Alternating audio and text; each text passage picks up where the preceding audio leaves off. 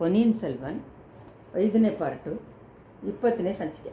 ಕೊಡಂಬಳೂರಿಂದ ವಾನತಿಯ ಹಳೆಯ ಪಳೆಯಾರೆಗೆ ಬಂದಾಗ ಹೊಸದಲ್ಲಿ ಸೋಳ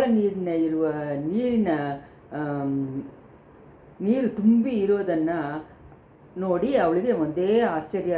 ಕಡಲಲ್ಲಿ ಮುಳುಗಿದ್ಲು. ಕೊಡಂಬಳೂರು ಪಕ್ಕದಲ್ಲಿ ನದಿ ಏನೂ ಇಲ್ಲ, ಏರಿಗಳು ತಾನೇ ಉಂಟು. ಮಳೆ ಹುಯ್ಯೋ ಕಾಲದಲ್ಲಿ ಏರಿಗಳು ತುಂಬಿ ಹರಿತಾ ಇರುತ್ತದೆ. ಬಿಸಿಲು ಕಾಲ ಬಂದಾಗ ಒಣಗೋಗ್ಬಿಡುತ್ತೆ. ಈ ಥರ 2 ಕೆರೆಗಳನ್ನು ಮುಟ್ಕೊಂಡು ನೀರು ಹೊಕ್ಕಿ ಹರಿದುಕೊಂಡು ಓಡೋದು. ವಾಯ್ಕಾಲುಗಳನ್ನು ಕಣ್ಣಿಗಳನ್ನು ಅಲ್ಲಿ ಇಲ್ಲ. ತಾವರೆಯನ್ನು ಬೇರೆ ಹೂಗಳನ್ನು ಅಲ್ಲಿ ಇದ್ದಿದ್ದ ತಡಗಗಳನ್ನು ವಾನತಿ ಹುಟ್ಟಿದ ಊರಲ್ಲಿ ನೋಡೋಕ್ಕಾಗಲ್ಲ. ಇದನ್ನೆಲ್ಲ ವಾನತಿ ನೋಡಿ ಮೈಮರೆಸಿ ಕೂತಿದ್ಲು. ಕೊಳದಲ್ಲಿ ಇರುವ ಮೀನುಗಳಿಗೆ ಛತ್ರಿ ಹಿಡಿದಾಗೆ ತಾವರೆ ಎಲೆಗಳ ಮೇಲೆ ನೀರಿನ ಹನಿಗಳು ಅಲ್ಲಿ ಇಲ್ಲಿ ಓಡಿ ಸುತ್ತೋದನ್ನು ನೋಡಿ ಸಂತೋಷ ಪಡ್ತಾಳೆ. ಕಮಲದ ಹೂಗಳನ್ನು ಹೂಗಳನ್ನು ಜೇನು ಹುಳಗಳು ಸುತ್ತಕೊಂಡು ಬರೋದನ್ನು ಕೈ ಅಂತ ಆಡಿ ಪಾಡೋದನ್ನು ನೋಡಿ ಪರವಶ ಆಗಿಬಿಡ್ತಾಳೆ. ಹೊತ್ತೋಗೋದೇ ಗೊತ್ತಿಲ್ಲದೆ ಆಗ್ಬಿಡುತ್ತೆ.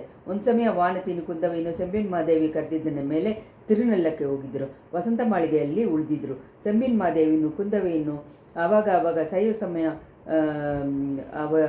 ಕೊರವರುಗಳನ್ನು ಚರಿತೆಗಳ ಬಗ್ಗೆನೋ ಅವುಗಳ ಪದ್ಯಗಳಲ್ಲಿ ಇರುವ ಭಕ್ತಿ ರಸವನ್ನು ನೋಡಿ ಮಾತಾಡೋಕ್ಕೆ ಶುರು ಮಾಡಿಬಿಡ್ತಾರೆ. ಸೆಂಬಿನ ಮಾದೇವಿ ಎಲ್ಲ ಅವರ ಗಂಡನಾದ ಅವ್ರ ಜೊತೆ ಕ್ಷೇತ್ರಯಾತ್ರೆ ಮಾಡಿದ ಚರಿತೆಗಳನ್ನು ಹೇಳಕ್ಕೆ ಶುರು ಮಾಡಿಬಿಡ್ತಾರೆ. ಅದನ್ನೆಲ್ಲ ಕೇಳ್ಕೊಂಡಿರೋದಲ್ಲಿ ವಾನತಿಗೆ ಶ್ರದ್ಧೆ ಇರೋದಿಲ್ಲ. ಅದಕ್ಕಿಂತ ವಸಂತ ಮಾಳಿಗೆಯನ್ನು ಸುತ್ತಿದ್ದ ತೋಟಗಳನ್ನೇ ಹೋಗಿ ಹಕ್ಕಿಗಳನ್ನು ಇಂಪಾದ ಗೀತಗಳನ್ನು ಕೇಳಿಕೊಂಡು ತಡಾಗದಲ್ಲಿ ಬಿಡಿಸಿದ್ದ ಹೂಗಳನ್ನೆಲ್ಲ ತಾವರೆ ಹೂಗಳನ್ನು ನೋಡಿಕೊಂಡು ಅಲ್ಲಿ ಇರುವ ಜೇನು ಹುಳಗಳನ್ನು ಸುತ್ತುತ್ತಾ ಇರೋದನ್ನು ನೋಡಿ ದುಂಬಿಗಳನ್ನು ಹಾರೋದನ್ನು ನೋಡಿ ಅವಳಿಗೆ ತುಂಬ ಇಂಟ್ರೆಸ್ಟ್ ಜಾಸ್ತಿ ಆಗಿತ್ತು. ಈ ಮಾಳಿಗೆಯನ್ನು ಒಂದು ಕಡೆಯೇ ಹೋಗಿದ್ದ ನದಿ ಪ್ರಭಾಗ ಸುಳಿ ಹಾಕ್ಕೊಂಡು ಓಡೋದನ್ನು, ಆ ಸುಳಿಗಳಲ್ಲಿ ಅಂದವಾದ ಹೂಗಳು ಕೆಂಪಾದ ಹೂಗಳು ಸುತ್ತುಕೊಂಡು ಹಂಗೇ ಓಡೋಗ್ತಾ ಇರೋದನ್ನು ನೋಡೋದಕ್ಕೆ ಇಂಟ್ರೆಸ್ಟ್ ಇತ್ತು. ಕೊಡಂಬಳೂರು ಕಡೆ ಈ ಥರ ಮನೋರಮ್ಯವಾದ ಸೀನ್ಗಳನ್ನು ನೋಡೋಕ್ಕೆ ಆಗೋದಿಲ್ಲ. ಆದ್ದರಿಂದ ಒಂದು ದಿವಸ ಮಳವರೆಯರ ಮಗಳನ್ನು ಇಳೆಪ್ರಾಟಿ ಕುಂದವೇನು ಸ್ವಾರಸ್ಯವಾಗಿ ಏನೋ ಮಾತಾಡ್ಕೊಂಡಿದ್ರು. ವಾನತಿ ಅವ್ರುಗಳ ಹತ್ರ ಹೋದಾಗ ಇಳೆಪ್ರಾಟಿ, ವಾನತಿ ನೀನು ತೋಟಕ್ಕೆ ಹೋಗು, ಸ್ವಲ್ಪ ಹೊತ್ತಿಗೆಲ್ಲ ನಾನು ಬರ್ತೀನಿ ಅಂತಂದರು. ವಾನತಿ ಗುದೂಗಲದಿಂದ ಹಾರಿಕೊಂಡು ಹೋದ್ಲು. ತೋಟದಲ್ಲಿ ಸ್ವಲ್ಪ ಹೊತ್ತಿ ಸುತ್ತಿ ಅಲೆದ್ಬಿಟ್ಟು ತಾವರೆ ಕೊಳಗಳ ಹತ್ರ ಬಂದರು. ಆ ಕೊಳದ ಹತ್ರ ಆಕಾಶವನ್ನು ಮರೆ ಮಾಡಿಕೊಂಡು ಬೆಳೆದಿದ್ದ ಮರಗಳು ತುಂಬ ಇತ್ತು. ಅದು ತುಂಬ ಉದ್ದವಾಗಿ ಹಾಗೆ ಅದರಲ್ಲಿ ಇದ್ದಿದ್ದ ಹೂವನ್ನೆಲ್ಲ ಕೆಳಗಡೆ ಆರಿಸಿತ್ತು. ಅದನ್ನೆಲ್ಲ ನೋಡಿದಾಗ ಭೂಮಿನೇ ಗೊತ್ತಾಗದಂಗೆ ಆ ಹೂಗಳು ಹಂಗೆ ತುಂಬಿತ್ತು. ಅದನ್ನು ಸುವಾಸನೆ ಗಾಳಿಯಲ್ಲಿ ಬಂದು ತೋಟ ಪೂರ್ತಿ ಹರಳಿತ್ತು. ಆ ಮರದಲ್ಲಿ ಒಂದು ದೊಡ್ಡ ರೂಟಿನ ಮೇಲೆ ವಾನತಿ ಕೂತಿದ್ಲು. ಅಡಿ ಮರದಲ್ಲಿ ಜಾರಿಕೊಂಡು ಮೇಲೆ ಕೀಳೆ 4 ಕಡೆ ನೋಡ್ಕೊಂಡಿದ್ಲು. ಹಕ್ಕಿಗಳ ಗೀತಗಳನ್ನು ಅವಳ ಕಿವಿನಲ್ಲಿ ಅಮುದವಾಗಿ ಹಾರ್ತಾ ಇತ್ತು. ಅವಳು ಆ ದಿನ ತನಕ ಅನುಭವಿಸಿದ್ರೆ ಇಲ್ಲದೆ ಒಂಥರ ಇಂಪಾದ ಒಂದು ಫೀಲಿಂಗು ಅವಳು ಎದೆಯಲ್ಲಿ ಉಟ್ಕೊಂಡಿತ್ತು. ಅಂಥ ಒಂದು ಸಂತೋಷ ಆವಾಗ ಉಕ್ಕಿ ಹರಿದು ಅವಳ ಮೈಯೆಲ್ಲ ಪುಳಕಾಂಗಿತ ಮಾಡೋ ಥರ ಮಾಡಿತ್ತು. ಬಾಳು ಅನ್ನೋದು ಇಷ್ಟೊಂದು ಆನಂದಮಯವಾಗಿ ಇರುತ್ತೆ ಅಂತ ಹೇಳಿ ವಾನತಿ ಅವತ್ತಿನ ತನಕ ಕನಸಿನಲ್ಲೂ ಅಂದ್ಕೊಂಡಿರಲಿಲ್ಲ. ಆ ಮರದ ಕೆಳಗಡೆಯಿಂದ ನೋಡಿದರೆ ಸ್ವಲ್ಪ ದೂರದಲ್ಲಿ ಆರಿನ ನೀರು ಓಡ್ತಾ ಇತ್ತು. ಆವಾಗ ಆ ಓಟದಲ್ಲಿ ತುಂಬ ಇಂಪಾದ ಸೀನ್ಗಳನ್ನು ಅವಳು ಮರದ ಗ್ಯಾಪಿಂದ ನೋಡ್ತಾ ಇದ್ಲು. ಒಂದು ಸತಿ ಯಾರೋ ಒಂದು ಯುವಕ ಆರಿನಲ್ಲಿ ಈಜಿಕೊಂಡಿರೋದನ್ನು ನೋಡಿದ. ಕೆಂಪಾಗಿದ್ದ ಪ್ರಭಾಗದಲ್ಲಿ ಅವನ ಹೊನ್ನನ್ನು ಒತ್ತಿದ್ದ ಮೈ ಅರ್ಧ ನೀರಿನಲ್ಲೂ ಅರ್ಧ ಮೇಲೇನು ತೇಲಿದ ಸೀನು ತುಂಬ ಅವಳ ಮನಸ್ಸನ್ನು ಕವರ್ ಮಾಡಿಕೊಂಡಿತ್ತು. ಚಿಚಿ, ಯಾರೋ ಒಂದು ಚಿಕ್ಕ ಹುಡುಗ ನೋಟದಲ್ಲಿ ತನ್ನ ಗಮನ ಹಾರೋದು ಸರಿ, ಏನು ಹುಚ್ಚುತನ, ನಾಚಿಕೆ ಬಿಟ್ಟು ಎಲ್ಲ ತನ್ನ ಈ ಥರ ನೋಡ್ತಾ ಇದ್ದೀವಲ್ಲ ಅಂತ ಅಂದ್ಕೊಂಡ್ಬಿಟ್ಲು. ಅವಳ ಮನಸ್ಸು ಕಟ್ಟುಪಾಡನ್ನು ಮೀರಿ ಕಣ್ಣುಗಳು ತಿರ್ಗಾನು ಎರಡು ಸತಿ ಆ ಕಡೆ ನದಿ ಕಡೆ ಹೋಯಿತು. ವಾನತಿಗೆ ತನ್ನ ಮೇಲೇ ಕೋಪ ಉಂಟಾಯಿತು. ಅಲ್ಲಿಂದ ಎದ್ದು ಹೋಗ್ಬಿಡೋಣ ಅಂತ ಅಂದ್ಕೊಂಡ್ಲು. ಆ ಸಮಯ ಬೇರೆ ಒಂದು ದೃಶ್ಯ ಅವಳ ಮನಸ್ಸನ್ನು ಕವರ್ ಮಾಡಿತ್ತು. ಅವಳು ಕೂತಿದ್ದ ಜಾಗದಲ್ಲಿ ಪಕ್ಕದಲ್ಲೇ ತಲೆಗೆ ಮೇಲೆ ಹಕ್ಕಿಗಳ ಮರಿಗಳನ್ನು ಕೂಗು ಕೇಳ್ತಾ ಇತ್ತು. ಅಲ್ಲಿ ಅವಳನ್ನ ನೋಡಿದ ದೃಶ್ಯ ಅವಳು ಏಕಕಾಲದಲ್ಲಿ ಪರಿತಾಪವನ್ನು, ದಿಗಿಲನ್ನು ಉಂಟು ಮಾಡಿತ್ತು. ಒಂದು ಮರದ ರೆಂಬೆಯಲ್ಲಿ ಕವಣೆ ಹಾಗೆ ರೂಟ್ ಆಗಿದ್ದ ಒಂದು ಕಡೆ ಪಕ್ಷಿ ಗೂಡು ಒಂದಿತ್ತು. ಅದರಲ್ಲಿ ಕೆಲವು ಪಕ್ಷಿಗಳ ಮರಿಗಳು ತಲೆಗಳನ್ನು ಉದ್ದಕ್ಕೆ ಹಂಗೆ ಮಾಡಿಕೊಂಡಿತ್ತು. ಅವು ತಾನೇ ಕ್ರೀಚ್ ಕಿರೀಚ್ ಅಂತ ಮೆತ್ತದ ಧ್ವನಿಯಲ್ಲಿ ಶಬ್ದ ಮಾಡಿತ್ತು. ಆ ಶಬ್ದದಲ್ಲಿ ಭಯನೋ ಅಭಯನೋ ಪರಿತಾಪವಾದ ಇದ್ದಿದ್ದ ಒಂದು ಧ್ವನಿನೂ ಮಿಕ್ಸ್ ಆಗಿತ್ತು. ಆ ಥರ ಮಿಕ್ಸ್ ಆಗಿದ್ದ ಬಾಣತಿನ ಕಿವಿಗಳಲ್ಲಿ ಬಿದ್ದಿತ್ತು. ಗೂಡಿಗೆ ಹತ್ರ ಒಂದು ರೆಂಬೆಯಲ್ಲಿ ಒಂದು ಕಾಡು ಬೆಕ್ಕು ಹತ್ತಿಸ್ಕೊಂಡಿತ್ತು. ಮೆತ್ತಿಗೆ ಅದು ಗೂಡ ಹತ್ತಿರ ಬರ್ತಾಯಿತ್ತು. ಅದನ್ನು ನೋಡಿದ ವಾನತಿ ಅಯ್ಯೋ ಅಯ್ಯೋ ಅಂತ ಶಬ್ದ ಮಾಡಿದ್ಲು. ಮರುಕ್ಷಣ ಏನು ಏನು ಅಂತ ಒಂದು ಧ್ವನಿ ಕೇಳಿತ್ತು. ಯಾರೋ ಬೇಗ ಓಡಿ ಬರೋ ಶಬ್ದವನ್ನು ಕೇಳಿತ್ತು. ವಾನತಿ ಆ ಕಡೆ ನೋಡಿದ್ಲು. ಸ್ವಲ್ಪ ಮುಂದೆ ನದಿಯಲ್ಲಿ ಈಜಾಡಿಕೊಂಡಿದ್ದ ಯುವಕನೇ ಕರೆ ಹತ್ತಿ ಮೇಲ್ಗಡೆ ಬರ್ತಾ ಇದ್ದಾನೆ ಅಂತ ಅವಳು ತಿಳ್ಕೊಂಡ್ಳು. ಅದೇ ಸಮಯದಲ್ಲಿ ಎಲ್ಲಿದ್ದಾನೋ 2 ದೊಡ್ಡ ಹಕ್ಕಿಗಳು ಬಂದುಬಿಡ್ತು. ಗೂಡುಗಳನ್ನು ಸುತ್ತಿ ಅವೇ ಕರ ಪುರ ಅಂತ ಶಬ್ದ ಮಾಡಿಕೊಂಡು ರೌಂಡ್ ಮಾಡಿತ್ತು. ಅವೇ ಆ ಮರಿಗಳನ್ನು ಅಪ್ಪ ಅಮ್ಮನಾಗೇ ಇರಬೇಕು. ಆ ಮರಿಗಳನ್ನು ಕಾಪಾಡೋದಕ್ಕೋಸ್ಕರನೇ ಅವು ಆ ಥರ ಅವಸರವಾಗಿ ಬಂದಿರಬೇಕು ಅನ್ನೋದು ಮಾನತಿ ಅಂದ್ಕೊಂಡಳು. ಈ ಎರಡು ಉದ್ದದ ಮೂಗು ಇರುವ ಹಕ್ಕಿಗಳು ಮರಂಗೊತ್ತಿ ಹಕ್ಕಿಗಳು ಅನ್ನೋದು ಇವು ತಾನೆ ಅಂತ ಅನಿಸುತ್ತೆ. ಒಂದು ಹಕ್ಕಿ ಗೂಡನ್ನು ಸುತ್ತಿ ಜೋರಾಗಿ ರೌಂಡ್ ಮಾಡ್ತಾಯಿತ್ತು. ಇನ್ನೊಂದು ಬೆಕ್ಕು ಹತ್ರ ಹೋಗಿ ಅದನ್ನು ಮೂಗಿನಿಂದ ಚುಚ್ಚುವ ಭಾವನೆಯಿಂದ ಶಬ್ದ ಮಾಡಿತ್ತು. ಆ ಬೆಕ್ಕು ಅಕ್ಕಿಯಿಂದ ಏನೂ ಮಾಡೋಕ್ಕಾಗಲ್ಲ. ಬೆಕ್ಕು ಬಾಯಿನಲ್ಲಿ ಸಿಕ್ಕಾಕೊಂಡ್ರೆ ಮರುಕ್ಷಣ ಅದನ್ನು ಹೊಟ್ಟೆ ಒಳಗೆ ಹೋಗ್ಬಿಡಬೇಕಾಗಿದೆ. ಆದ್ರೂ ತನ್ನ ಮರಿಗಳನ್ನ ಕಾಪಾಡೋಕ್ಕೋಸ್ಕರ ಆ ಅಕ್ಕಿಗಳು ಅಷ್ಟು ಧೀರದಿಂದ ಹೋರಾಡಿತ್ತು. ತಾಯಿಯನ್ನು ಅಪ್ಪನ್ನು ಚಿಕ್ಕ ಪ್ರಾಯದಲ್ಲೇ ಕಳ್ಕೊಂಡ ವಾನತಿಗೆ ಆ ಸೀನ್ ತುಂಬ ಮನಸ್ಸಿನಲ್ಲಿ ಕ್ಲೇಶವನ್ನು ಉಂಟು ಮಾಡಿತ್ತು. ಬೆಕ್ಕು ಸುಮ್ಮನೆ ಇದ್ದುಬಿಟ್ಟು ದಿಢೀರಂತ ಮುಂದಿನ ಒಂದು ಕಾಲನ್ನು ಆ ಗೂಡಿನ ಕಡೆ ಚಾರಿಸಿತು. ಆ ಹಕ್ಕಿಗಳು ಇದ್ದಿದ್ದ ಗೂಡಿನ ಒಂದೇ ಒಂದು ಕೊನೆಯನ್ನು ಅದು ಮುಟ್ಟಿಬಿಡ್ತು. ವಾನತಿ ತಿರ್ಗಾನು ಕೂಗಿದಳು. ಇಷ್ಟರಲ್ಲಿ ಆ ಯುವಕ ಹತ್ತಿರ ಬಂದುಬಿಟ್ಟಿದ್ದಾನೆ. ಅವನ ಹತ್ತಿರ ನೋಡೋದಕ್ಕೆ ವಾನತಿಗೆ ತುಂಬ ನಾಚಿಕೆಯಾಗಿತ್ತು. ಬೇರೆ ಮಾತು ಹೇಳಕ್ಕೆ ಬರಲಿಲ್ಲ, ಮಾತೋದಕ್ಕೆ ನಾಲಿಗೆನೂ ಬರಲಿಲ್ಲ. ಸಿಗ್ನಲ್ನಿಂದ ಆ ಪಕ್ಷಿನ ಗೂಡಿನ ಸುತ್ತಿ ತೋರಿಸಿದಳು. ಅಷ್ಟು ತನಕ ಆ ಹೆಣ್ಣಿಗೆ ತಾನೇ ಏನೋ ಅಭಯ ಅಂತ ಅಂದ್ಕೊಂಡಿದ್ದ. ವಾನತಿ ಸುತ್ತಿ ತೋರಿಸಿದ್ದ ಕಡೆ ಮೇಲೆ ನೋಡಿದ. ಮರುಕ್ಷಣ ವಾನತಿನ ನೋಡಿ ನಗೆ ಮಾಡಿದ. ಅವನ ನೋಟಾನು ಅವನ ನಗುನು ವಾನತಿನ ಮನಸ್ಸನ್ನ ಸ್ವಲ್ಪ ತುಂಬ ಇದು ಮಾಡಿತು. ಹಕ್ಕಿಗಳನ್ನು ಮರಿಗಳನ್ನು ಪರಿಸ್ಥಿತಿಯನ್ನು ಕೂಡ ಮರೆಯೋಕ್ಕಾಗೆ ಮಾಡಿಬಿಡ್ತು. ಆ ಯುವಕ ತಕ್ಷಣ ಅಲ್ಲಿಂದ ಬೇಗ ಓಡಿ ಮರದ ಕೆಳೆಯಲ್ಲಿ ಹಕ್ಕಿಗಳ ಗೂಡಿದ್ದಿದ್ದ ಜಾಗಕ್ಕೆ ಸೀದಾ ಕೆಳಗೆ ಬಂದು ನಿಂತ. ಕಾಡು ಬೆಕ್ಕುವನ್ನು ಜೋರು ಮಾಡಿದ. ಅದು ಕೆಳಗಡೆ ನೋಡಿ ಗುರ್ರ್ ಅಂತ ಅಂತು. ತುಂಬ ಕೆಟ್ಟ ಬೆಕ್ಕಾಗಿದೆಯಲ್ಲ ಅಂತ ಹೇಳ್ಕೊಂಡೆ ನೆಲದಿಂದ ಒಂದು ಕಲ್ಲನ್ನು ಎತ್ತಿ ಬೇಗವಾಗಿ ಅದರ ಮೇಲೆ ಹಾಕಿದ್ದಾನೆ. ಕಲ್ಲು ಬೆಕ್ಕು ಮೇಲೆ ಬೆಳೆದೆ ಅದನ್ನು ಹತ್ತಿರ ಇರುವ ಮರದ ರೆಂಬೆಯನ್ನು ತಾಕಿತ್ತು. ಬೆಕ್ಕು ತಕ್ಷಣ ಹಾರಿ ಬೇರೆ ರೂಟಲ್ಲಿ ಹೋಗಿ ಅಲ್ಲಿಂದ ಇನ್ನೊಂದು ಒತ್ತಾಗಿದ್ದ ಮರಕ್ಕೆ ಹೋಗಿ ಆಮೇಲೆ ಮರೆಯಾಗ್ಬಿಡ್ತು. ಆದರೆ ಇಷ್ಟರಲ್ಲಿ ಇನ್ನೊಂದು ವಿಪರೀತ ಆಗ್ಬಿಡ್ತು. ಬೆಕ್ಕಿನ ಒಂದು ಕಾಲು ಅಕ್ಕಿನ ಗೂಡು ಮೇಲೆ ಎಳೀತಾ ಇತ್ತಲ್ವ, ಅದರಿಂದ ಸ್ವಲ್ಪ ಅಲ್ಲಾಡಿದ್ದ ಗೂಡು. ಈ ಯುವಕ ಕಲ್ಲು ಹಾಕಿದ ತಕ್ಷಣ ಅಲ್ಲಿಂದ ಅತಿ ವೇಗವಾಗಿ ಅದು ಅಲ್ಲಾಡಿ ಹೋಯಿತು. ಸ್ವಲ್ಪನೇ ಆ ಗೂಡು ಕೆಳೆಯಿಂದ ಜಾರಿ ಬೀಳೋ ಹಾಗೆ ಇತ್ತು. ಪೂರಾ ಜಾರಿ ಬಿದ್ದಿದ್ದರೆ ಆ ಕಾಡು ಬೆಕ್ಕಿನ ಬಾಯಿಂದ ತಪ್ಪಿದ ಮರಿಗಳು ನೆಲದಲ್ಲಿ ಬಿದ್ದು ಸತ್ತೋಗಿರುತ್ತೆ. ಸದ್ಯ ಕೂಡಿನ ಒಂದು ಕೊನೆ ರೆಂಬೆಯನ್ನು ಹಚ್ಕೊಳ್ತಾ ಇತ್ತು. ಗೂಡು ಅದರಲ್ಲಿ ಇದ್ದಿದ್ದ ಮರಿಗಳ ಜೊತೆ ಊಗಲಾಡ್ತಾ ಇತ್ತು. ಆ ಮರಿಗಳನ್ನು ಉಸಿಲಾಡಿತು. ಆ ಮರಂಗೊತ್ತಿ ಹಕ್ಕಿಗಳು ಮುಂಚೆಗಿಂತ ಬೀದಿಯಿಂದ ಕೂಗಾಡಿಕೊಂಡು ಆ ಮರಿಗಳಿದ್ದಿದ್ದ ಜಾಗೆಯನ್ನು ಸುತ್ತಿ ಸುತ್ತಿ ಬಂತು. ಗಾಳಿ ಸ್ವಲ್ಪ ಬೇಗ ಹೊಡೆದ್ರೆ ಆ ಗೂಡು ನೆಲದಲ್ಲಿ ಬಿದ್ದು ಬಿಡುತ್ತೆ. ಅಷ್ಟು ಉದ್ದದಿಂದ ಬಿದ್ದರೆ ಆ ಮರಿಗಳು ಬದುಕೋದು ದುರ್ಲಭನೇ. ಯುವಕ ಒಂದು ಸತಿ ಒಂದು ಕ್ಷಣ ಯೋಚನೆ ಮಾಡಿದ. ಮೊದಲು ಮರದ ಮೇಲೆ ಹತ್ತಿ ಹೋಗೋಕ್ಕೆ ಅವನು ಅಂದ್ಕೊಂಡಿದ್ದಾಗ ಅನಿಸಿತ್ತು. ಮರುಕ್ಷಣ ಅವನ ಮನಸ್ಸನ್ನು ಚೇಂಜ್ ಮಾಡ್ಕೊಂಡಿದ್ದಾಗೆ ಕಾಣಿಸ್ಕೊಂಡಿತ್ತು. ವಾಣತಿಯನ್ನು ನೋಡಿ, ಹೆಣ್ಣೆ ಸ್ವಲ್ಪ ನೀನು ಇಲ್ಲಿ ಬಾ, ಗೂಡು ಕೆಳಗಡೆ ಬಿದ್ದರೆ ನೀನು ಸೀರೆ ಕೊಂಗಿನಿಂದ ಅದನ್ನು ಹಿಡ್ಕೊ, ನಾನಿದು ಒಂದು ಕ್ಷಣದಲ್ಲಿ ತಿರ್ಗಾ ಬರ್ತೀನಿ ಅಂತ ಹೇಳಿಬಿಟ್ಟು ಓಡೋದ. ಅವನು ಹೇಳಿದಾಗೇ ತುಂಬ ಕೆಲವು ಕ್ಷಣಗಳಲ್ಲೇ ಅವ್ನು ತಿರ್ಗಾ ಬಂದ. ಆದರೆ ಇವಾಗ ಅವನು ನಡ್ಕೊಂಡು ಬಂದಿಲ್ಲ, ಆನೆ ಮೇಲೆ ಏರ್ಕೊಂಡು ಬಂದ. ವಾಣತಿಗೆ ಅವನು ಏನು ಮಾಡೋಕ್ಕೆ ಹೋಗ್ತಾನೆ ಅನ್ನೋದು ಒಂದು ಸತಿ ತಿಳಿದೋಯ್ತು. ಅದರಿಂದ ಅವಳು ಆ ಕಡೆಯಿಂದ ಅಲ್ಲಿಂದ ಆ ಕಡೆ ಹೋದಳು. ಆ ಪಕ್ಕದಲ್ಲಿ ಇರುವ ತಾವರೆ ಕೊಳೆಯ ಮೆಟ್ಲನ್ನು ಸೇರಿದಳು. ಕೆಲವು ಮೆಟ್ಲು ಇಳಿದು ಕೂತ್ಕೊಂಡು ಆನೆ ಮೇಲೆ ಬಂದಿದ್ದ ಯುವಕ ಏನು ಮಾಡ್ತಾನೆ ಅಂತ ನೋಡ್ತಾ ಇದ್ಲು. ಆನೆ ಮರದಡಿಕೆ ಬಂದಿದ್ದ ತಕ್ಷಣ ನಿಂತಿತ್ತು. ಅದನ್ನು ಬೆನ್ನಲ್ಲಿ ಇದ್ದ ಹಾಗೆ ಯುವಕ ಹಕ್ಕಿನ ಗೂಡನ್ನು ಕೈಯಿಂದ ಎತ್ಕೊಂಡು ಮುಂಚೆ ಅದು ಇದ್ದಿದ್ದ ಅದೇ ಜಾಗದಲ್ಲಿ ಜಾಗ್ರತೆಯಿಂದ ಇಟ್ಟ. ಆ ತಾಯಿ ಹಕ್ಕಿನೂ ಅಪ್ಪ ಹಕ್ಕಿನೂ ಇವಾಗ ಮುಂಚೆಕ್ಕಿಂತ ಹೆಚ್ಚಾಗಿ ಕೂಗ್ತಾ ಇತ್ತು. ಆದರೆ ಆ ಕೂಗಲ್ಲಿ ಇವಾಗ ಕುತೂಹಲ ಧ್ವನಿ ಜಾಸ್ತಿ ಇದ್ದಾಗೆ ಅನಿಸಿತ್ತು. ಯುವಕ ಆಮೇಲೆ ತಿರುಗಿ ಮುತ್ತ ನೋಡಿದ. ಎಣ್ಣೆ ಎಲ್ಲಿ ಹೋಗಿದೆಯಾ ಅಂತ ಹೇಳಿ ಕೂಗಿದ.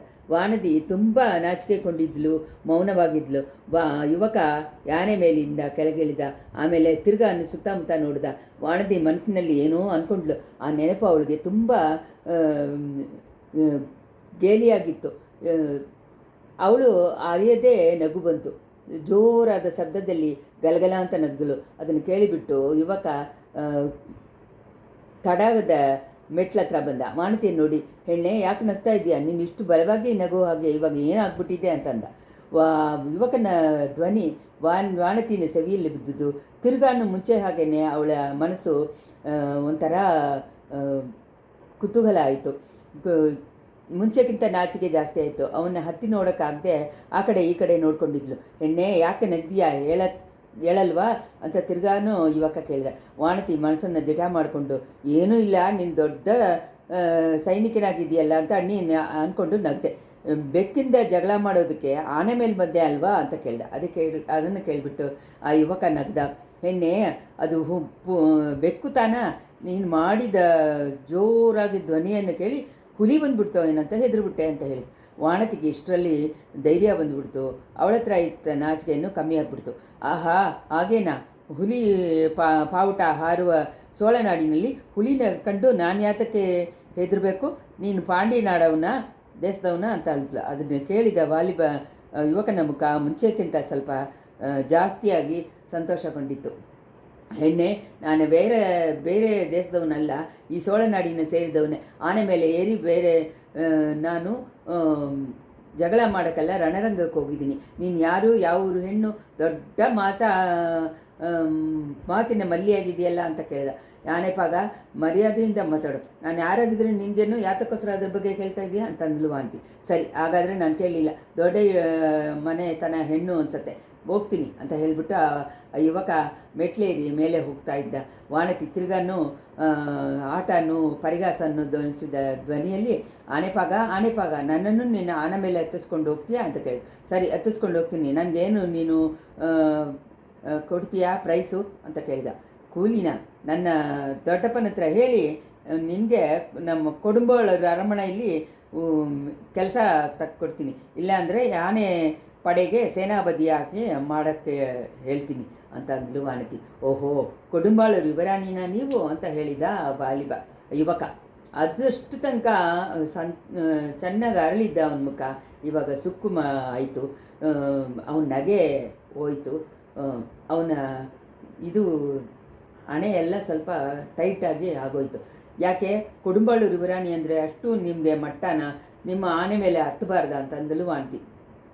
ಇಲ್ಲ, ಕೊಡುಂಬಾಳೂರು ಅರಮನೆ ಕೊಠಾರದಲ್ಲಿ ಎಷ್ಟೊಂದೋ ಆನೆಗಳಿದೆ, ಎಷ್ಟೊಂದೋ ಆನೆ ಪಾಗರುಗಳು ಇದ್ದಾರೆ, ನಾನು ಯಾತಕ್ಕೆ ಅಂತ ಹೇಳಿಬಿಟ್ಟು ಆ ಯುವಕ ಟಕ ಟಕ ಅಂತ ನಡೆದು ಹೋದ. ಅವನು ಒಂದು ವೇಳೆ ತಿರುಗಿ ನೋಡ್ತಾನೆ ಅಂತ ಹೇಳಿ ಸ್ವಲ್ಪ ಹೊತ್ತು ತನಕ ವಾನತಿಯ ಎದುರು ನೋಡಿದ್ರು. ಆದರೆ ಅವನು ತಿರುಗಿನೇ ನೋಡದೆ ನಡೆದು ಹೋಗಿ ಆನೆ ಮೇಲೆ ಹತ್ತಿಸ್ಕೊಂಡು ಹೋಗ್ಬಿಟ್ಟಿದ್ದಾನೆ. ಈ ಸಂಭವ ವಾನತಿ ಮನಸ್ಸಿನಲ್ಲಿ ತುಂಬ ಆಳವಾಗಿ ಸೇರಿಬಿಡ್ತು. ಆವಾಗ ಅದು ಅವಳ ಜ್ಞಾಪಕಕ್ಕೆ ಬಂದು ಅವಳ ಆನೆ ಪಾಗನ್ನ ರೂಪವನ್ನು ಸಂತೋಷವಾಗಿದ್ದ ಧ್ವನಿಯನ್ನು ನೆನಪಿಗೆ ಬಂದಾಗೆಲ್ಲ ಮನಸ್ಸಿನಲ್ಲಿ ಗೊತ್ತಿಲ್ಲದೇ ಇರುವ ಒಂದು ಫೀಲಿಂಗು ಉಂಟಾಯಿತು. ಅವನು ಆ ಹಕ್ಕಿಗಳನ್ನು ಕಾಪಾಡೋಕ್ಕೆ ಆನೆ ಮೇಲೆ ಬಂದಿದ್ದ ನೆನೆಸಾಗೆಲ್ಲ ಅವಳಿಗೆ ಗೊತ್ತಾಗದೆ ನಗೆ ಬಂತು. ತನಗೆ ತಾನೇ ನಕ್ಕೊಂಡ್ಲು. ಆಮೇಲೆ ಅದಕ್ಕೆ ನಾಚಿಕೆ ಪಟ್ಲು. ಆ ಆನೆ ಪಾಗನ್ನ ಅಗಂಭಾವವನ್ನು ಕೊಡುಂಬಳೂರನ್ನು ಮಾತನ್ನು ಕೇಳಿದ ತಕ್ಷಣ ಅವನ ಮುಖ ಸುಕ್ಕು ಮಾಡ್ಕೊಂಡು ಹೋಗಿದ್ದನ್ನು ಅಂದ್ಕೊಂಡಾಗೆಲ್ಲ ಅವನ ಮೇಲೆ ಕೋಪ ಉಂಟಾಗಿ ಬೆಳೀತಾ ಇತ್ತು. ಒಟ್ಟಿನಲ್ಲಿ ಆ ಆನೆ ಪಾಗನ ಬಗ್ಗೆ ಆವಾಗ ನೆನಪು ಬರ್ತಾನೆ ಇತ್ತು. ತಪ್ಪೋ ಅನ್ನೋ ಅನುಮಾನವನ್ನು ಕೂಡ ತೋಚಿ ಅವಳನ್ನು ತುಂಬ ಹಿಂಸೆ ಮಾಡ್ತಾಯಿತ್ತು. ತಿರುನಲ್ಲಕ್ಕೆ ತಮ್ಮ ಅಕ್ಕನನ್ನು ನೋಡೋಕ್ಕೆ ಪೊನ್ನಿಯಿನ್ ಸೆಲ್ವರ್ ಬರ್ತಾರೆ ಅಂತ ಅರಮನೆಯಲ್ಲಿ ಮಾತಾಗಿತ್ತು. ಸೋಳೆನಾಡಿನ ಕಣ್ಣು ಮಣಿಯಾಗಿ ಇದ್ದಿದ್ದ ಯುವರಾಜನ್ನು ನೋಡಬೇಕು ಅಂತ ಆಸೆ ಅರಮನೆಯಲ್ಲಿ ಇರುವ ಹೆಣ್ಣುಮಕ್ಕಳು ಎಲ್ರಿಗೂ ಇದ್ದಿದ್ದು. ಹಾಗೆಯೇ ವಾನತಿಗಿತ್ತು. ಅಂಥ ಸಂದರ್ಭ ಈಸಿಯಾಗಿ ಸಿಗಲಿಲ್ಲ. ಅದಕ್ಕೆ ಸಂದರ್ಭ ಯುವರಾಜ ಬಂದುಬಿಟ್ರು ಅನ್ನೋ ಮಾತಾಗಿದ್ದೇ ಹೊತ್ತು ಅವರ ಅಂತಃಪುರ ಒಳಗೆ ಬರಲೇ ಇಲ್ಲ. ಈ ಮಾಮೂಲಾಗಿ ಸಂಕೋಚ ತುಂಬಿದ ವಾನತಿನೋ ಬೇರೆ ಗೆಳೆಯರ ಜೊತೆ ಸಂದರ್ಭ ಉಂಟು ಮಾಡಿಕೊಂಡು ಹೋಗಿ ಅವ್ರನ್ನ ನೋಡೋಕ್ಕೆ ಇಷ್ಟಪಟ್ಟಿಲ್ಲ. ತಿರುನಲ್ಲವನ್ನು ಬಿಟ್ಟು ಯುವರಾಜರು ಹೊರಟೋಗಿದ್ದ ಆವತ್ತಿ ತಾನೇ ಅರಮನೆ ಮೇಲ್ಮಾಡದಲ್ಲಿ ನಿಂತು ವಾನತಿ ಪೊನ್ನಿಯಿನ್ ಸೆಲ್ವರ್ನ ನೋಡೋಕ್ಕಾಯಿತು. ಅವರು ಆನೆ ಮೇಲೆ ಏರಿ ಪ್ರಯಾಣ ಮಾಡಿಕೊಂಡಿದ್ರು. ವಾನತಿ ತನ್ನ ಕಣ್ಣುಗಳನ್ನೇ ನಂಬಕ್ಕಾಗಲಿಲ್ಲ. ಅಂತ ಅಂದರೆ ಅದು ಸಂಪ್ರದಾಯವಾಗ ಮಾತಲ್ಲ. ಯಾನೆ ಪಾಗ ಅಂತ ತಾನು ಅಂದ್ಕೊಂಡು ಗೇಲಿ ಮಾಡಿ ನಗದು ಅತಿಗಾರ ಮಾಡಿದ್ದು ಧೈರ್ಯ ಮಾಡಿಕೊಂಡಿದ್ದ ಯುವಕನೇ ಈ ರಾಜ್ಯ ಎಲ್ಲ ಹೊಗಳುವ ಯುವರಾಜ ಅರಳ್ಮೊಳಿವರ್ಮ ಅಂತ ಕಂಡ್ರೆ ವಾನತಿ ಅವಳ ಕಣ್ಣುಗಳನ್ನ ಹೇಗೆ ನಂಬಕ್ಕಾಗತ್ತೆ? ಆಮೇಲೆ ಪಕ್ಕದಲ್ಲಿರುವ ಹೆಣ್ಮಕ್ಳ ಹತ್ರ ಎಷ್ಟೋ ಸತಿ ಕೇಳಿ ಅದನ್ನು ನಿಶ್ಚಯ ಮಾಡಿಕೊಂಡಿದ್ದು. ಇದರಿಂದ ಅವಳು ಪಡೆದಿದ್ದ ಅವಮಾನವನ್ನು ಮನವೇದನೆಯನ್ನು ಹೇಳೋಕ್ಕೆ ಸಾಧ್ಯವಿಲ್ಲ. ಲೋಕನೇ ಆಳಕ್ಕೆ ಹುಟ್ಟಿದವನಿಗೆ ಕೊಡುಂಬಾಳೂರು ಅರಮನೆಯಲ್ಲಿ ಆನೆ ಕೊಟ್ಟಾರದ ಹೆಡ್ಡು ಉದ್ಯೋಗ ಮಾಡಿ ಕೊಡೋದಾಗೆ ತಾನು ಹೇಳಿದ್ದನ್ನು ನೆನೆಸ್ಕೊಂಡಾಗ ಒಂದು ಕಡೆ ನಗು ಬಂತು. ಅದೇ ಸಮಯದಲ್ಲಿ ಕಣ್ಗಳಲ್ಲಿ ಕಣ್ಣೀರು ಬಂತು. ತನ್ನ ಮೂಢತನವನ್ನು ನೆನೆಸಿ ಅವಳು ಬೇಸರ ಕೊಂಡ್ಳು. ಆವಾಗ ಅವರ ಮುಖ ಸುಕ್ಕಿ ಹೋದ ಕಾರಣ ಅವ್ರನ್ನ ಆನೆಪಾಗ ಅಂತ ಕರೆದಿದ್ದು ಅಂತ ಹೇಳಿ ನಂಬಿದ್ಲು. ನಾಲ್ಕು ಇದನ್ನು ಬಿಟ್ಟು ಗುಣಗಳಲ್ಲಿ ಏನೂ ಇಲ್ಲದೆ ಇರುವ ಹೆಣ್ಣು ಅಂತ ತನ್ನ ಬಗ್ಗೆ ಅವಳು ಅಂದ್ಕೊಂಡಿರ್ತಾರೆ. ಇದನ್ನು ನೆನೆಸ್ಕೊಂಡಾಗ ವಾನತಿನ ಮನಸ್ಸು ಪಡೆದಿದ್ದ ವೇದನೆಗೆ ಇದೇ ಇಲ್ಲ. ಆರಿನಲ್ಲಿ ಕೊಳದಿನಲ್ಲಿ ಬಿದ್ದು ಉಸಿರನ್ನೇ ಬಿಟ್ಬಿಡೋಣ ಅಂತ ಕೂಡ ಎಷ್ಟೋ ಸತಿ ಅಂದ್ಕೊಂಡ್ಳು. ಎಳೆಪ್ರಾಟಿ ಕುಂದವಿ ಹತ್ರ ತಾನು ಹೇಳಿದ್ದ ತಪ್ಪನ್ನು ಎಷ್ಟೋ ಸಲ ಹೇಳೋಕ್ಕೆ ಟ್ರೈ ಮಾಡಿದ್ಳು. ಆದರೆ ಅದಕ್ಕೆ ಧೈರ್ಯ ಬರಲಿಲ್ಲ, ನಾಲಿಗೆ ಬರಲಿಲ್ಲ. ಯುವರಾಜರೇ ಕುಂದವಿ ದೇವಿ ಹತ್ರ ಹೇಳಿದರೆ ಅವರೇ ತನ್ನ ಹತ್ರ ಕೇಳಿರ್ತಾರೆ. ಕುಂದವಿ ದೇವಿ ಕೇಳೋದ್ರಿಂದ ಯುವರಾಜ ಹೇಳಿಲ್ಲ ಅಂತ ತೀರ್ಮಾನ ಮಾಡಿದ್ಲು. ಎಷ್ಟೊಂದೋ ಮನವೇದನೆಗೆ ಮಧ್ಯೆಯಲ್ಲಿ ಆ ಯೋಚನೆ ಸ್ವಲ್ಪ ಅವಳಿಗೆ ಸಮಾಧಾನ ಆಯಿತು. ಯಾವತ್ತಾದರೂ ಒಂದು ದಿವಸ ಪೊನ್ನಿಯಿನ್ ಸೆಲ್ವರ್ ಹತ್ರ ಸೀದಾ ಕ್ಷಮೆ ಕೇಳ್ಕೊಂಡ ಮೇಲೆ ಉಸಿರನ್ನು ಬಿಟ್ಬಿಡಬೇಕು ಅಂತ ಅಂದ್ಕೊಂಡ್ಳು. ಆದರೆ ಅದಕ್ಕೂ ಧೈರ್ಯ ಬಂದಿಲ್ಲ. ಪಳೆಯಾರಿಗೆ ಹೋದ್ಮೇಲೆ ಯುವರಾಜನ್ನ ಮೀಟ್ ಮಾಡೋ ಸಂದರ್ಭ ಬರ್ಬೋದು ಅಂತ ಅಂದ್ಕೊಂಡಿದ್ದಾಗೆಲ್ಲ ಬಚ್ಚಿ ಇಟ್ಕೊಂಡ್ಳು. ಯುವರಾಜನ ಮುಂದೆ ಹೋಗೋದಕ್ಕಿಂತ ಉಸಿರನ್ನೇ ಬಿಟ್ಬಿಡೋಣ ಅಂತ ಹೇಳ್ಕೊಂಡ್ಳು. ತಿರುನಲ್ಲದಲ್ಲಿ ನಡೆದಿದ್ದನ್ನು ಅರಿಯದೇ ಇರುವ ಎಳೆಪ್ರಾಟಿನ ಅವ್ರ ಗೆಳತಿಯರನ್ನು ಈ ಹೆಣ್ಣು ಯಾಕೆ ಇಷ್ಟು ನಾಚಿಕೆ ಪಡ್ತಾ ಇದ್ದಾಳೆ ಅನ್ನುವ ಮಟ್ಟು ಆಶ್ಚರ್ಯಪಟ್ಟಿದ್ರು. ಅವಳ ಬಯದಾಗಿದ್ದ ಸ್ವಭಾವದ ಜೊತೆ ಇದು ಸೇರಿದೆ ಅಂತ ಅಂದ್ಕೊಂಡ್ರು. ಪೊನ್ನಿಯಿನ್ ಸೆಲ್ವರ್ ತನ್ನ ಹತ್ರ ಅಸಹ್ಯ ಕೊಳ್ಳೋದಕ್ಕೆ ಬೇರೆ ಏನೋ ಒಂದು ಮುಖ್ಯ ಕಾರಣವೂ ಇದೆ ಅಂತ ವಾನತಿ ಬೇಗದಲ್ಲಿ ತಿಳ್ಕೊಂಡಿದ್ಲು. ಯುವರಾಜ ಅರಳ್ಮೊಳಿವರ್ಮ ಒಂದು ಕಾಲದಲ್ಲಿ ಲೋಕಾಳು ಚಕ್ರವರ್ತಿ ಆಗ್ತಾರೆ ಅಂತ ಎಲ್ಲರೂ ನಂಬಿ ಹಾಗನ್ನೇ ಅವಳ ಹುಟ್ಟಿದ ಮನೆಯಲ್ಲೂ ನಂಬಿದರು. ಅದರಿಂದ ಅವಳನ್ನು ಅರಳ್ಮೊಳಿವರ್ಮರಿಗೆ ಮದುವೆ ಮಾಡಿ ಕೊಟ್ಟು ಬಿಡಬೇಕು ಅಂತ ಅವರು ದೊಡ್ಡಪ್ಪ ತೀರ್ಮಾನ ಮಾಡಿದ್ದಾರೆ ಅನ್ನೋದು ವಾನತಿಗೆ ಒಂದು ಗೊತ್ತಾಯಿತು. ಆ ಯೋಚನೆಯಿಂದನೇ ಅವಳನ್ನು ಪಳೆಯಾರೆಗೆ ಬೂದಿ ವಿಕ್ರಮ್ ಕೇಸರಿ ಕಳಿಸಿರ್ತಾರೆ ಅಂತ ಹೇಳಿ ಕುಂದವಿ ದೇವಿಯನ್ನು ಬೇರೆ ಗೆಳತಿಯರು ಆವಾಗ ಜಾಡೆಯಿಂದ ಹೇಳ್ತಾ ಇದ್ದರು. ಕೆಲವು ಸತಿ ವಾನತಿ ಹತ್ರನೇ ಹೋಗಿ ಪರಿಹಾಸ ಮಾಡ್ತಾರೆ.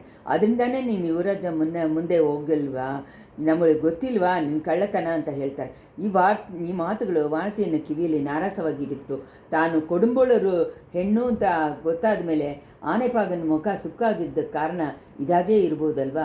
ಈ ಥರ ಎಲ್ಲ ವಾನತಿ ಚಿಕ್ಕ ಮನಸ್ಸು ಕೊಂದಳಕೊಂಡಿದ್ದ ಟೈಮಲ್ಲಿ ಒಂದು ಸತಿ ಪೊನ್ನಿಯಿನ್ ಸೆಲ್ವರ್ ಈಳತ್ತು ಜಗಳಕ್ಕೆ ಹೊರಟರು. ಆವತ್ತು ಅರಮನೆಯಿಂದ ಎಲ್ಲ ಗೆಳತಿ ಹೆಣ್ಣುಮಕ್ಕಳನ್ನು ಕೈಯಲ್ಲಿ ಮಂಗಳ ದೀಪಗಳ ಜೊತೆ ಇದ್ದು ಅವರನ್ನು ಯುದ್ಧರಂಗಕ್ಕೆ ಕಳಿಸೋಕ್ಕೆ ಏರ್ಪಾಡಾಗಿತ್ತು. ಇಂಥ ಸಮಯದಲ್ಲಿ ಬರೋಕ್ಕಾಗಲ್ಲ ಅಂತ ಹೇಳಿ ನೆಗ್ಲೆಕ್ಟ್ ಮಾಡೋಕ್ಕೆ ವಾನತಿಯಿಂದ ಆಗಲಿಲ್ಲ. ಜಗಳಕ್ಕೆ ಹೋಗುವಾಗ ಯುವರಾಜನ್ನ ಒಂದು ಸತಿ ನೋಡಿಬಿಡಬೇಕು ಅಂತ ಇಂಟ್ರೆಸ್ಟನ್ನು ಅವಳ ಮನಸ್ಸಿನಲ್ಲಿ ಹುಕ್ಕಿ ಹರಿತಾ ಇತ್ತು. ಬಾಯಿ ಬಿಟ್ಟು ಕೇಳದೇ ಇದ್ರೂ ತನ್ನ ಮುಖಭಾವವನ್ನು ಇಟ್ಕೊಂಡು ನಯನ ಭಾಷೆಯಿಂದನೂ ಅವ್ರ ಹತ್ರ ಕ್ಷಮೆ ಕೇಳಬೇಕು ಅಂತ ಒಂದು ಚಬಲನಿತ್ತು. ಆದರೆ ಅವಳು ಅಂದ್ಕೊಂಡಿದ್ದಕ್ಕೆಲ್ಲ ಮಾರಾದ ಒಂದು ಸಂಭವ ನಡೆದ್ಬಿಡ್ತು. ಯುವರಾಜ ಹತ್ರ ಬಂದಾಗ ಅವಳನ್ನು ಎತ್ತಿ ನೋಡಿದ ತಕ್ಷಣ, ತಲೆ ಎತ್ತಿ ನೋಡಿದ ತಕ್ಷಣ ವಾಣತಿ ಹಂಗೆ ಪ್ರಜ್ಞೆ ತಪ್ಪಿ ದೀಪವನ್ನು ಕೆಳಗೆ ಹಾಕ್ಬಿಟ್ಟು ನೆಲದಲ್ಲಿ ಬಿದ್ದು ಮೂರ್ಛೆ ಆದಳು. ಇದಾದಮೇಲೆ ಆಗಿದ್ದ ಘಟನೆಗಳೆಲ್ಲ ವೀಕ್ಷಕರಿಗೂ ಗೊತ್ತಿದ್ದೆ ಅಲ್ವಾ. ಮೇಲೆ ಕೂರೆ ಓಡದಲ್ಲಿ ತೇಲ್ಕೊಂಡು ಹೋಗ್ತಾ ಇದ್ದಿದ್ದ ವಾನತಿ ತಿರುನಲ್ಲ ಹತ್ರ ಬಂದಾಗ ಅವಳ ಮನಸ್ಸಿನಲ್ಲಿ ಮೇಲೆ ಹೋಗಿದ್ದ ಸಂಭವ ಎಲ್ಲ ಒಂದರ ಹಿಂದೆ ಒಂದೇ ಬಂದು ಹೋಗ್ತಾ ಇತ್ತು. ಪೊನ್ನಿಯಿನ್ ಸೆಲ್ವರ್ಗೆ ತನ್ನ ಮೇಲೆ ಆಸೆನೂ ಅನುತಾಪನೂ ಉಂಟು ಅನ್ನೋ ಅವಳಿಗೆ ಗೊತ್ತಿತ್ತು. ಆದರೆ ಅವರು ಎಳೆಯ ಪ್ರಾಟಿ ಮೂಲಕವಾಗಿ ಸೀದಾನು ಅದನ್ನು ತಿಳಿಸಿದ್ದು ಉಂಟು. ಆದರೆ ಅವರ ಪ್ರೀತಿ ಪೂರ್ಣವಾಗದ ಇರೋ ತನಕ ಆವಾಗ ಒಂದು ತಡೆ ಮಾಡಿದ್ದ ಒಂದು ಇದು ಅದು ಏನು ಅನ್ನೋದನ್ನು ಅವಳು ತಿಳಿದಿದ್ಲು. ಯುವರಾಜ ಒಂದು ಕಾಲದಲ್ಲಿ ಚಕ್ರವರ್ತಿ ಆಗ್ಬೋದು ಅಂತ ಯೋಚನೆಯ ಮೇಲೆ ಅವಳನ್ನು ಅವ್ರ ಕತ್ತಲ್ಲಿ ಕಟ್ಟಿಬಿಡೋಕ್ಕೆ ನೋಡ್ತಾರೆ ಅಂತ ಯುವರಾಜ ನಂಬಿದ್ದೆ. ಅದು ಈ ಥರ ಅವ್ರು ನಂಬೋದಕ್ಕೆ ಕಾರಣ ಇಲ್ಲದೆ ಹೋಗಲಿಲ್ಲ. ವಾನತಿನ ದೊಡ್ಡ ತಂದೆ ಇದ್ರ ಬಗ್ಗೆ ಎಷ್ಟೋ ಸತಿ ಮಾತಾಡಿದ್ದು ಉಂಟು. ಯಾಕೆ ಎಳೆ ಪ್ರಾಟಿ ಕುಂದೇವಿದೇವಿನೇ ಅಂತ ಸಂಚಿನಲ್ಲಿ ಸಂಬಂಧಪಟ್ಟವ್ರೆ, ಅದು ಇನ್ನೂ ಕೆಲವ್ರಿಗೆ ಗೊತ್ತಿದೆ. ಆ ಓಡಕಾರ ಪೂಂಗುಳ್ಳಿಯನ್ನು ಅದನ್ನು ಹೇಳಿ ಪೈಗಾಸ ಮಾಡಲಿಲ್ವಾ. ಆದ್ದರಿಂದ ಯುವರಾಜ ಮನಸ್ಸಿನಲ್ಲಿ ಆ ಯೋಚನೆ ನಿಂತು ಅವ್ರಿಗೆ ಆ ಪ್ರೀತಿಗೆ ಒಂದು ಅಡ್ಡವಾಗಿರುತ್ತೆ ಅಂತ ಇದ್ದಿದ್ದುರಲ್ಲಿ ಆಶ್ಚರ್ಯ ಏನಿಲ್ಲ. ಆದರೆ ಸ್ವಲ್ಪ ಮುಂಚೆ ವಾನತಿ ಮಾಡಿದ್ದ ಶಬದವನ್ನು ಯುವರಾಜ ಗೊತ್ತಾಗುವಾಗ ಆ ಅಡ್ಡ ಎಲ್ಲ ತೀರ್ಬಿಡುತ್ತೆ ಅಲ್ವಾ. ಇದನ್ನು ಅವರು ತಿಳಿಯೋ ಹಾಗೆ ಮಾಡೋಕ್ಕಾಗತ್ತಾ? ತಾನೇ ಅವ್ರ ಹತ್ರ ಹೇಳ್ಬಿಟ್ರೆ ಏನು ಅಡಿ ಅಸಡು ವಾನತಿ, ನಿನಗೆ ತಾನೇ ಅವ್ರ ಮುಂದೆ ನಿಂದ್ರೇ ಬಾಯಿ ಮುಚ್ಚಿಬಿಡತ್ತಲ್ಲ. ಅವ್ರನ್ನ ಆನೆಪಾಗ ಅಂತ ಅಂದ್ಕೊಂಡು ನೀನು ಅಂದ್ಕೊಂಡಾಗ ಈ ತಿರುನಲ್ಲದಲ್ಲಿ ಚಕ್ರವಟವಾಗಿ ಮಾತಾಡಿ ಅವ್ರ ಹತ್ರ ಬಾಯಿ ಬಡಿಕೆ ಅಂತ ಹೇಳಿ ಹೆಸರನ್ನು ತಗೊಂಡೆ. ಅದಾದಮೇಲೆ ಅವ್ರನ್ನ ಮುಖ ಎತ್ತಿ ನೋಡೋಕ್ಕೂ ಬಾಯಿ ತೆಗೆದು ಮಾತಾಡೋಕ್ಕೂ ನೀನಿಂದ ಆಗಲಿಲ್ಲ. ಅನಾದೆ ವಾನತಿ, ಇನ್ನೊಂದು ಸತಿ ನೀನು ಯುವರಾಜನ್ನು ನೋಡೋಕ್ಕೆ ಹೋಗುವಾಗ ಆ ಥರ ಮೋಸ ಹೋಗ್ಬಿಡಬೇಡ. ಧೈರ್ಯದಿಂದ ನನ್ನ ಮನಸ್ಸಿನಲ್ಲಿ ಇರೋದನ್ನು ಹೇಳ್ಬಿಡು. ನೀವು ಸಿಂಗಾದನ ಹತ್ತಿದ್ರೂ ನಾನು ಹತ್ತೋದಿಲ್ಲ. ಆ ಥರ ಶಬದ ಮಾಡಿದ್ದೀನಿ. ನಿಮ್ಮನ್ನು ತುಂಬ ಬರೀ ಆನೆ ಪಾಗನಾಗೇ ಇದ್ದು ನನ್ನನ್ನು ನಿಮ್ಮ ಜೊತೆ ಆನೆ ಮೇಲೆ ಹತ್ತಿಸ್ಕೊಂಡು ಒಂದು ಸತಿ ಹೋದರೆ ಅದನ್ನೇ ಸ್ವರ್ಗ ಅಂತ ಹೇಳಿ ಬಾಳಿನಲ್ಲಿ ಮೇಲಾಗೆ ಅಂದ್ಕೊಡ್ತೀನಿ ಅಂತ ಧೈರ್ಯವಾಗಿ ಹೇಳ್ಬಿಡು. ಎಲ್ಲ ಸರಿಯೇ ಆ ಥರ. ಆದರೆ ಆ ಥರ ಹೇಳೋದಕ್ಕೆ ಸಂದರ್ಭ ಸಿಕ್ಕತ್ತಾ? ಈ ಪ್ರಭಾಗ ನನ್ನನ್ನು ಎಲ್ಲಿ ಕೊಂಡೋಗಿ ಸರಿಸುತ್ತೆ? ಕರೆ ಸೇರದೇ ಇದ್ದರೆ ಮುಳುಗಿ ಸತ್ತೋಗ್ಬಿಡ್ತೀನ. ಒಂದಿನ ಆ ಥರ ಆಗಲ್ಲ. ಅದು ಕರೆ ಕಾಣಿಸ್ಕೊಳ್ಳುತ್ತೆ. ತಿರುನಲ್ಲದ ವಸಂತ ಮಾಳಿಗೆ ಮಗುಡ ಕೆಲಸ ಗೊತ್ತಾಗತ್ತೆ. ಆಹಾ, ಯುವರಾಜ ಆನೆ ಮೇಲೆ ಏರಿ ಬಂದು ಹಕ್ಕಿಗಳನ್ನು ಕಾಪಾಡಿದ್ದನ್ನು, ನನ್ನ ಜೊತೆ ಹಿತವಾಗಿ ಮಾತಾಡಿದ್ದನ್ನು ನಿನ್ನೆ ನಡೆದ ಹಾಗೆ ಅಲ್ವಾ ಇದೆ. ಅದೇನು ಅದೋ ಒಂದು ಆನೆ, ಅದನ್ನ ಮೇಲೇ ಒಂದು ಆನೆಪಾಗ. ಈ ಪ್ರವಾಗದ ವೇಗವನ್ನು ಆ ಆನೆ ಎಷ್ಟು ಅಲಕ್ಷ್ಯವಾಗಿ ದಾಟಿಕೊಂಡು ಒಳ್ಳೆ ಹಿಲ್ ಬರೋ ಹಾಗೆ ಜರುಗ್ತಾ ಇದೆಯಲ್ಲ, ಅದು ಕರೆ ಹತ್ತು ಬಿಟ್ಟಿದೆ. ಕರೆಯಿಂದ ಸೀದಾ ವೆಸ್ಟ್ ನೋಡಿ ಹೋಗ್ತಾ ಇದೆ. ಆನೆ ಮೇಲೆ ಗಂಭೀರವಾಗಿ ಕೂತಿರುವುದನ್ನು ಯಾರ ಇರ್ಬೋದು? ಒಂದು ವೇಳೆ ಚಿಚ್ಚಿ ಇದೇನು ಉಚಿತನ? ಯುವರಾಜ ಇಲ್ಲೇ ಯಾತಕ್ಕಾಗೆ ಈಗ ಒಂಟಿಯಾಗಿ ಆನೆ ಮೇಲೆ ಬರ್ತಾರೆ? ಒಂದು ಸತಿ ಆನೆ ಮೇಲೆ ಯುವರಾಜರನ್ನ ಆನೆಪಾಗ ಅಂತ ನಾನು ಅಂದ್ಕೊಂಡಿದ್ದಿಂದ ಆವಾಗ ಯಾವ ಆನೆಪಾಗನ ನೋಡಿದ್ರು ಯುವರಾಜರ ಇರ್ಬೋದು ಅಂತ ಅನುಮಾನ ಮಾಡಬೇಕಾ? ಇದೇನು ಬುದ್ಧಿ ಕೆಟ್ಟತನ. ಇದ್ರೂ ಇವನು ಬರೀ ಆನೆಪಾಗನಾಗೆ ಇದ್ರೂ ನನಗೆ ಒಂದು ವೇಳೆ ಹೆಲ್ಪ್ ಮಾಡೋಕ್ಬೋದು ಅಲ್ವಾ? ನನ್ನನ್ನು ಈ ಟೆರೆಸ್ ಪೀಸಿಂದ ಈ ದೊಡ್ಡ ಪ್ರಭಾಗದಿಂದ ಕರೆಯ ಹತ್ತಿ ಬಿಡ್ಬೋದಲ್ವಾ? ನಾನು ಯಾರು ಅಂತ ಹೇಳಿದರೆ ನನ್ನನ್ನು ಆನೆ ಮೇಲೆ ಏರಿಸಿ ಪೊನ್ನಿಯಿನ್ ಸೆಲ್ವರ್ ಹತ್ರ ಕರ್ಕೊಂಡು ಹೋಗೋಕ್ಕೂ ಆಗ್ಬೋದಲ್ವಾ? ಇಂಥ ಯೋಚನೆ ಬಂದಿದ ತಕ್ಷಣ ವಾನತಿ ಆನೆಪಾಗ ಅಂತ ಕೂಗಿ ಕರೆತಳು. ಅದು ಅವನು ಕಿವಿನಲ್ಲಿ ಬೀಳಿಲ್ವೋ ಅಲ್ಲ ಬಿದ್ದು ಅವನು ಲಕ್ಷ್ಯ ಮಾಡಲಿಲ್ವೋ ಗೊತ್ತಿಲ್ಲ. ಆನೆ ನಿಲ್ಲಲೂ ಇಲ್ಲ, ಆನೆಪಾಗ ತಿರುಗಿ ನೋಡಲೂ ಇಲ್ಲ. ಆನೆಯನ್ನು ನಡೆ ಬೇಗವಾಗಿ ಹೋಗ್ತಾಯಿತ್ತು. ತುಂಬ ಶೀಘ್ರದಲ್ಲಿ ನದಿ ಕರೆಯನ್ನು ಕಾರ್ನರ್ ಒಂದಲ್ಲಿ ತಿರುಗಿ ಆನೆಪಾಗನೂ ಮರೆಯಾಗಿ ಹೋದರು. ವಾನತಿ ಈ ಏಮರಿಯೋದನ್ನ ಬಗ್ಗೆ ಯೋಚನೆ ಮಾಡೋ ಒಳಗೆ ದೊಡ್ಡ ಭೀತಿಕರವಾದ ಇನ್ನೊಂದು ಯೋಚನೆ ಅವಳ ಮನಸ್ಸಿನಲ್ಲಿ ಉದಯ ಆಯಿತು. ಓಡುಕೂರೆ ಯಾಕೆ ದಿಢೀರಂತ ಆ ಅದಿವೇಗವಾಗಿ ಸುತ್ತಿ ಹೋಗೋಕ್ಕೆ ಶುರು ಮಾಡಿದಂಗೆ ಇತ್ತು. ಹೌದು ಹೌದು, ಅಲ್ಲಿ ಪ್ರಭಾಗ ತುಂಬ ಜಾಸ್ತಿ ಆದ ವೇಗವನ್ನು ಕೊಂಡಿತ್ತು. ನದಿ ಕರೆಯನ್ನು ಅದನ್ನು ಕೊನೆಯಲ್ಲಿ ಬೆಳೆದಿದ್ದ ಬ್ರಹ್ಮಾಂಡವಾದ ವೃಕ್ಷಗಳನ್ನು, ದಪ್ಪವಾಗಿದ್ದ ರೂಟ್ಗಳನ್ನು ಅವಳ ಸಮೀಪದಲ್ಲಿ ಹತ್ರ ಬರ್ತಾ ಇತ್ತು. ಆ ಮೂಲೆಯನ್ನು ಸೇರಿದ ತಕ್ಷಣ ಈ ಕೂರೆ ಮರಗಳ ಬೇರಿನ ರೂಟಲ್ಲಿ ಒದ್ದುಕೊಳ್ಳೋದು ನಿಜ. ಒದ್ಕೊಂಡಿದ ತಕ್ಷಣ ಪೀಸಾಗಿ ನೀರಲ್ಲಿ ಮುಳುಗಿಬಿಡುತ್ತೆ. ಆಮೇಲೆ ತನ್ನ ಗತಿ ಏನು, ತಪ್ಪಿ ಬದುಕಿದರೂ ಕರೆ ಎತ್ತಕ್ಕಾಗತ್ತಾ? ಈ ಸೊಳಲಲ್ಲಿ ಸಿಕ್ಕಿ ಮರಗಳ ಬೇರುಗಳಲ್ಲಿ ಸಿಕ್ಕಿ ಸಾಯಬೇಕಾಗತ್ತಾ? ಅಯ್ಯೋ ಇದೇನು, ಆ ಮರಗಳ ರೂಟ್ಗಳ ಮಧ್ಯದಲ್ಲಿ ಭಯಂಕರವಾದ ಮೊಸಳೆ ಒಂದು ಬಾಯನ್ನು ಬಿಟ್ಕೊಂಡು ಕೂತಿದೆಯಲ್ಲ, ಅದು ನಿಜವಾದ ಮೊಸಳೆನಾ ಅಲ್ಲದು ಬೊಂಬೆ ಮೊಸಳೆನಾ? ಅದು ನನ್ನ ಮನಸ್ಸನ್ನು ಭ್ರಮೆನಾ? ಇದು ಕರೆ ಹತ್ರ ಬಂದ್ಬಿಡ್ತು. ಮರಗಳ ರೂಟ್ಗಳ ಮೇಲೆ ಕೂರೆ ಡ್ಯಾಶ್ ಮಾಡ್ಕೊಳ್ಳೋಕ್ಕೆ ಆಗತ್ತೆ. ಆವಾಗ ವಾನತಿ ತನ್ನ 2 ಕಣ್ಣುಗಳನ್ನು ಟೈಟಾಗಿ ಮುಚ್ಕೊಂಡ್ಳು. ತಾಯೇ ದುರ್ಗಾ ಪರಮೇಶ್ವರಿ, ತಾಯಿ ಅಪ್ಪ ಅಮ್ಮ ಇಲ್ಲದೆ ಈ ಅನಾಥೆ ಹೆಣ್ಣಿಗೂ ನೀದಾನೇ ಗತಿ, ನನ್ನನ್ನು ನೀನು ಪಾದದಲ್ಲಿ ಸೇರಿಸ್ಕೋ ಅಂತ ಹೇಳಿ ಪ್ರಾರ್ಥನೆ ಮಾಡಿದಳು. ಇಷ್ಟರಲ್ಲಿ 20ನೇ ಸಂಚಿಕೆ ಮುಗಿಯಿತು.